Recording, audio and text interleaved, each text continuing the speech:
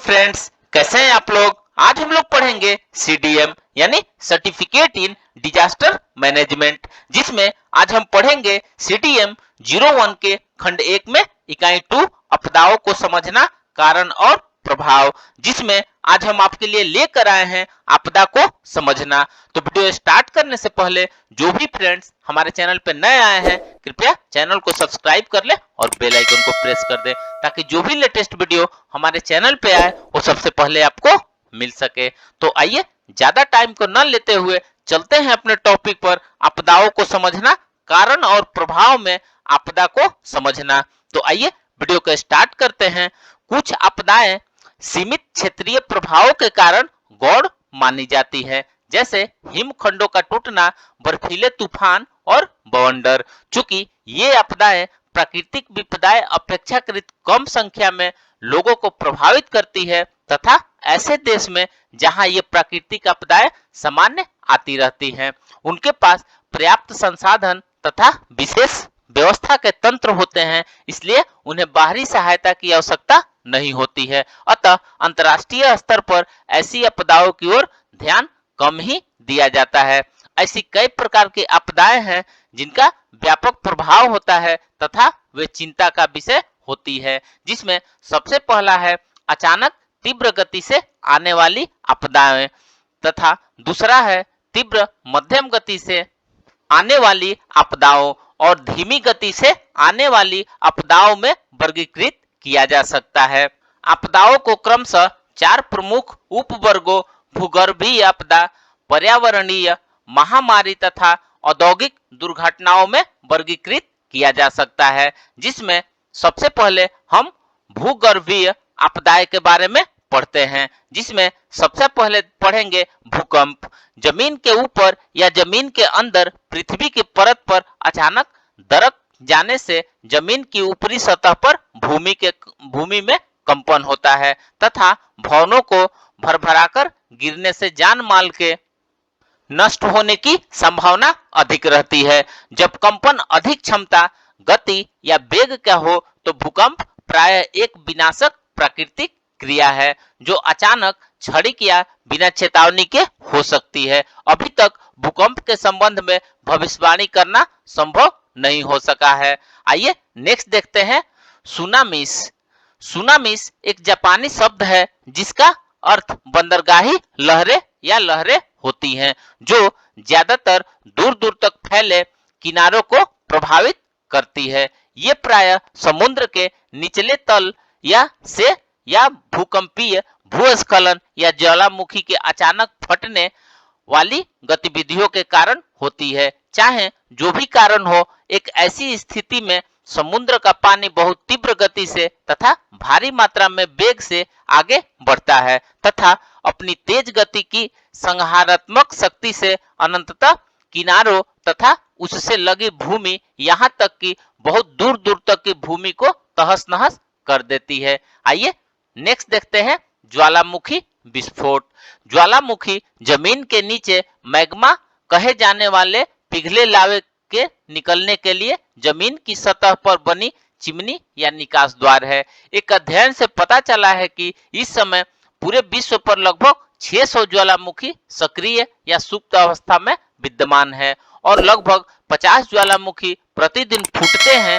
आज की स्थिति में सारी दुनिया के जनसंख्या का 10% भाग खतरनाक विस्फोट ज्वालामुखी के ऊपर या आसपास रहती है। ज्वालामुखी मॉनिटरिंग तकनीक के माध्यम से कुछ घंटे या दिन पूर्व इन विस्फोटों को पूर्व सूचना या चेतावनी दी जा सकती है। इस तकनीक के अंतर्गत भूकंप मॉनिटरिंग, भूमि की बनावट में परिवर्तन संबंधी अध्ययन, भूगर्भीय वैद्युतिकीय तथा भूगर्भीय रसायन परिवर्तनों का अध्ययन सम्मिलित है।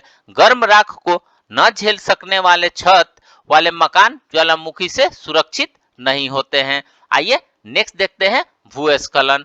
प्रायः भारी मूसलाधार वर्षा, आंधी, भूकंप तथा ज्वालामुखी विस्फोट के फलस्वरूप भूस्खलन होता है। ऐसे चट्टानों या पानी के आवागमन या ढलानों पर लगे पेड़ पौधे की बनावट और संरचना में हुए अचानक या कृत्रिम परिवर्तन से होता है। इससे भूमि के आकार तथा बनावट में भी काफी परिवर्तन होता है। इस गतिविधि या प्रक्रिया में जमीन के अंदर की मिट्टी गुरुत्वाकर्षण के प्रभाव के कारण अपने स्थान से अन्यत्र विस्थापित हो जाती है।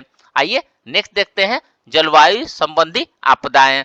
मौसमीय आपदाएं निम्न प्रकार की होती है, जिसमें सबसे पहले चक्रवात के बारे में पढ़ते हैं। यह मूलतः गर्म हवाओं के झोंके या झंझावत होते हैं, जिसमें हवा की गति 120 किलोमीटर प्रति घंटे से अधिक होती है। तेज आंधी अपेक्षाकृत एक शांत या कम दबाव के क्षेत्र या केंद्र के चारों ओर एक बड़ा गोला बना देती है। प्रति वर्ष ये मूसलाधार वर्षा और तेज गति से आने वाले ये अंधड़ समुद्री किनारों तथा चक्रवात के रास्ते में पड़ने वाले अन्य द्वीपों में भारी नुकसान करते हैं।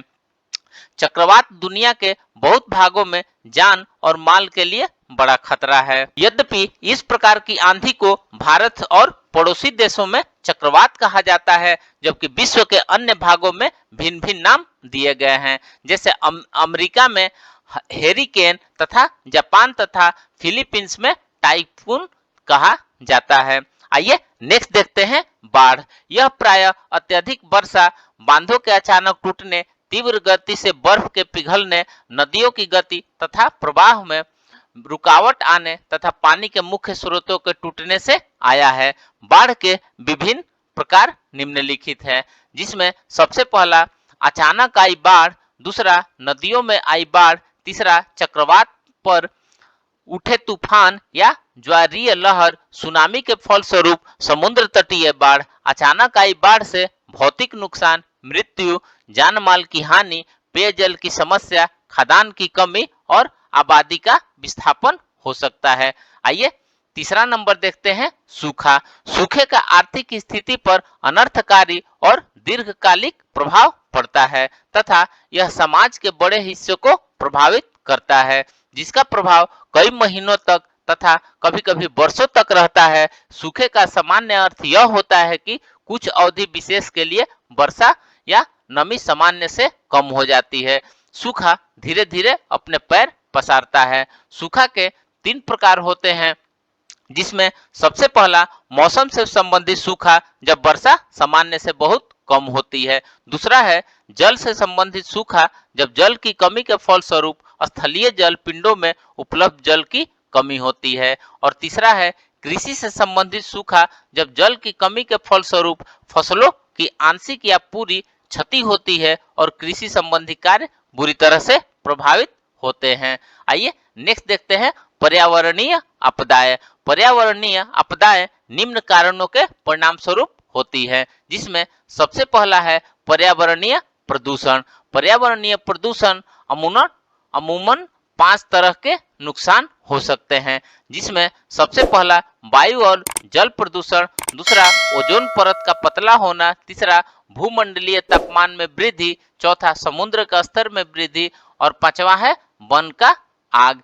विकासशील देश के निवासियों को पर्यावरणीय हाथ से होने वाले कुप्रभाव से अधिक खतरा रहता है, क्योंकि वे प्रायः भूमि पर अधिक आश्रित होते हैं। आइए नेक्स्ट देखते हैं निर्वनीकरण। सामान्य अर्थों में निर्वनीकरण किसी भी क्षेत्र में उगी वनस्पतियों, विशेषकर वृक्षों को हटाने या अंधाधुंध कटाई करने के रूप में परिभाषित किया जा सकता है। अचानक आई बाढ़, भूस्खलन और तथा भारी अकाल में भी निर्वनीकरण के कारण हो सकते हैं।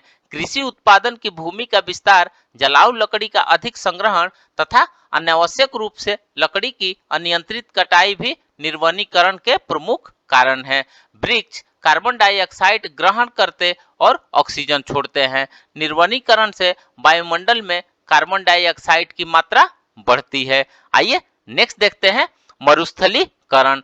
व्यापक अर्थों में मरुस्थलीकरण जैविक उत्पादकता में कमी या जलवायु में लंबी अवधि तक गिरावट या परिवर्तन के कारण होने वाली भौतिक प्रक्रिया है।